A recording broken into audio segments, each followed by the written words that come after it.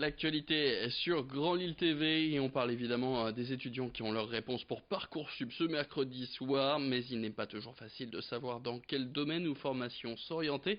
C'est pour cela que la région a lancé le dispositif Proche Orientation, projet qui vise à rassembler un ensemble de professionnels et de chefs d'entreprise pour aller au contact des jeunes dans les écoles, gratuitement, un jour dans l'année, afin de parler et d'échanger sur les formations et parcours pour travailler dans tel ou tel secteur, mais aussi pouvoir parler un peu plus des filières qui embauchent et qui sont encore trop peu connues. Pour parler proche orientation, je vous propose d'écouter Xavier Bertrand au micro de Rémi Desremeaux.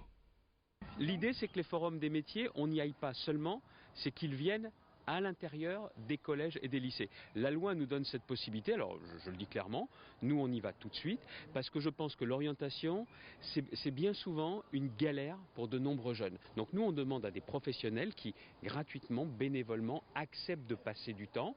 Ça permet aussi, par exemple, à l'industrie de mieux se faire connaître, et puis ça permet surtout à ces jeunes d'avoir beaucoup plus de facilité pour faire le choix. Ça sera quoi les métiers qui recruteront dans les années qui viennent, les avantages, les inconvénients, tout ça, je pense qu'il est important de le mettre à la disposition des jeunes. Dans la région des Hauts-de-France, il y a près de 370 000 jeunes qui sont en quatrième, en troisième, en seconde, en première et en terminale, que nous voulons toucher avec ce nouveau dispositif. Un proche emploi qui ne plaît pas forcément à tout le monde, par exemple aux employés des CIO, des centres d'information et d'orientation, un dispositif qui viendrait selon eux en doublon de leur travail. Écoutez tout de suite leurs explications. En fait, cette plateforme, elle est lancée aujourd'hui à grands coups de com' par des patrons, des grands patrons, comme le patron de Zara, aujourd'hui il venait également. C'est très dénaturé. Proche orientation, c'est la proximité, qu'on fasse appel à des PME, des gens ici, locaux, qui viennent parler de leur quotidien et qui sont dans la réalité, si vous voulez. Pourquoi aller chercher ces gens tombés de je ne sais où? On ne peut pas réduire l'orientation à la présentation de certaines grandes entreprises. L'orientation, c'est un processus. Et donc les élèves ont besoin de se l'approprier avec effectivement des témoignages de professionnels, quels qu'ils soient, mais surtout des professionnels compétents qui vont les accompagner tout au long de leur scolarité. On passe maintenant à ce salon qui a lieu jusqu'à ce jeudi soir au stade Pierre-Mauroy, le salon Jeunes d'Avenir.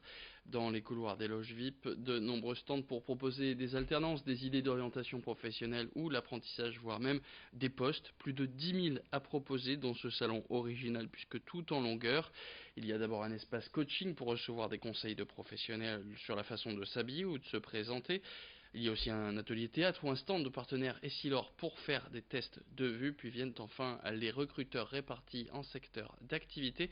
Nous étions en direct de ce salon ce mercredi matin, peu après l'ouverture des portes, et on a assisté à un des coachings sur les codes couleurs à respecter lors d'entretien.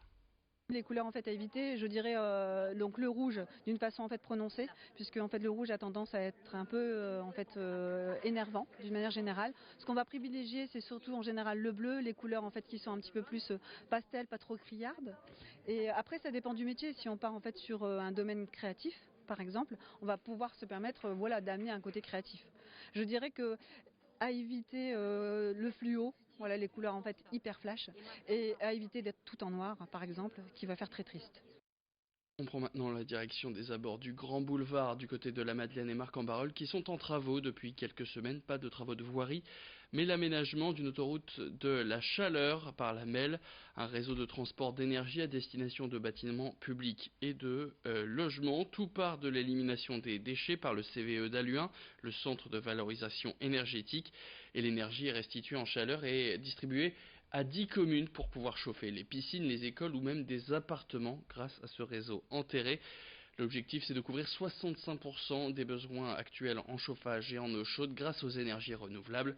Un projet à plus de 75 millions d'euros qui est une première en France. Écoutez les détails au micro d'Alicia Sanfilippo. Un chantier de cette ampleur en milieu urbain sur une telle distance, oui, c'est absolument une première française sur le sujet parce qu'on est évidemment en milieu urbain très dense et faire passer des tuyaux de cette dimension-là sur des endroits comme ça, c'est un vrai défi technique.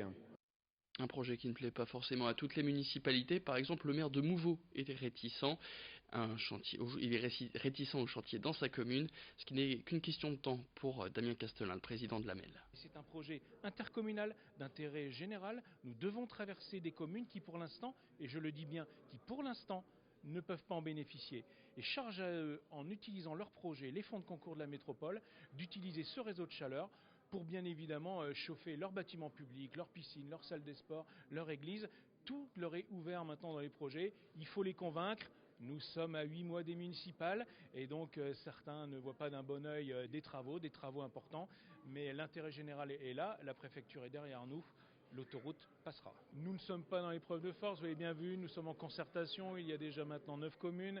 Monsieur le maire de Mouveau est quelqu'un d'intelligent et nous réussirons à faire les travaux dans le délai et dans le planning qu'il souhaite. Et si ce n'est pas le cas, monsieur le préfet prendra les arrêtés. Et on termine cette édition en prenant la direction du musée de la piscine à Roubaix pour parler de la 5e édition du Salon solidaire d'art contemporain qui aura lieu les 14, 15 et 16 juin prochains au Palais Rameau. Cette année, on retrouvera 130 artistes, pour la plupart régionaux, dont les œuvres seront vendues de 20 à 25 000 euros. 50% de la somme seront reversées aux artistes dont fait partie Jeff Aérosol. L'autre moitié sera reversée au Secours populaire du Nord pour organiser les 21 et 22 juin prochains 2 grandes journées au parc Astérix qui bénéficieront à 10 000 personnes. Une année particulière pour le Secours populaire du Nord puisque cette année on fête le 30e anniversaire des droits de l'enfant comme l'explique Jean-Louis Calins. Cette année 2019, c'est le 30e anniversaire des droits de l'enfant. Et c'est le 30e anniversaire des droits de l'enfant.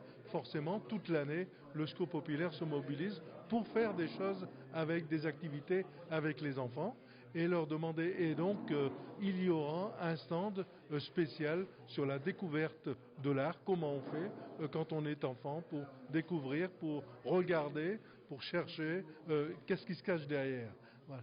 Alors on veut faire quelque chose de fort autour de ce 30e anniversaire pour qu'il y ait un plus dans l'accès à la culture pour tous, mais aussi et surtout pour les enfants, parce que c'est un départ dans la vie souvent. Allez, en bref, cette info circulation, maintenant perturbation à prévoir à compter de ce mercredi sur l'autoroute A25 autour de Lille. Jusqu'à samedi, des travaux de nuit sont entrepris dans le cadre de programmation d'entretien de la DIRN.